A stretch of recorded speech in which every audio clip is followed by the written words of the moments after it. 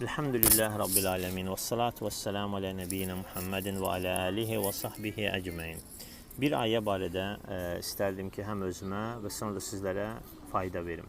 Allah subhanahu ta'ala buyurur ki, İn tensurullaha yansurkum. Əgər siz Allaha yardım etsəniz, Allah da sizə yardım edər. Baxın bu günləri müsəlmanların halına, istər Filistində, istər Suriyada, istər İraqda, istərsə də digər müsəlman ölkələrində nə cür rəzalət yaşayırlar. Səbəb müsəlmanlar Allahın dinini tərk etmələri, Allaha yardımı buraxmaları.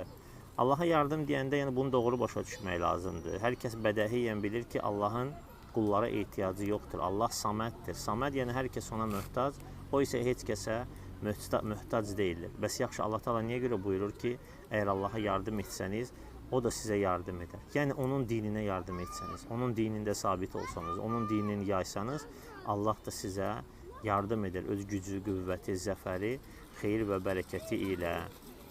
Demək, bu cümlə şərti cümlədir. Ərəb dilində belə bir qayda var. Şərti cümlə gələndə cavabı cümlənin şərtinə bağlıdır. Şərt hasil olarsa, cavab da mütləqən hasildir. Misal olaraq, əgər yeməsən, acından ölərsən. Əgər yeməsən, ölərsən. Demək, insan yeməsə mütləq nədir? Ölər. Yesə isə nədir onun əksi?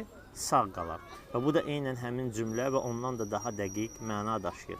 Əgər Allaha kömək olsanız, Allah da sizə kömək olar. Allaha kömək olmaq nədir? Allahın dininin ən birincisi doğru, düzgün şəkildə anlamaq. Doğru, düzgün şəkildə anlamaq. Hansı ki, bu günləri nə qədər insanlar İslam iddiasında, Peyğəmbər sallallahu aleyhi ve sellemin sünnəsi, Əhl-i Beyt iddiasındadırlar, lakin əməlləri tam xüsran içindədir. Əsası şirk və bidətin içində batıb gedirlər. Allah Teala buyurur ki, Qul həl nunəbbi'ukum bil əxsərinə ə'mələ əllezine dalle sa'yuhum fil hayatid dunya və hum fil əllezine dalle sa'yuhum fil hayatid dunya və hum yəhsəbuna ennəhum yuhsinuna sun'a.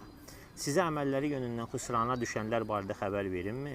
Hansı ki, onlar elə hesab edirlər ki, yaxşı işlər görürlər, ancaq onların əməlləri tam boşa çıxmışdır. Yəni, əməlləri boşa çıxıb, lakin elə hesab edirlər ki, yaxşı iş görürlər.